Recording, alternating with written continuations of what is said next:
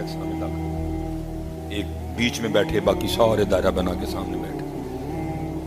वो जो बीच में थे ना वो पूछते हैं क्या हम 40 के अलावा भी इस वक्त को मस्जिद में है?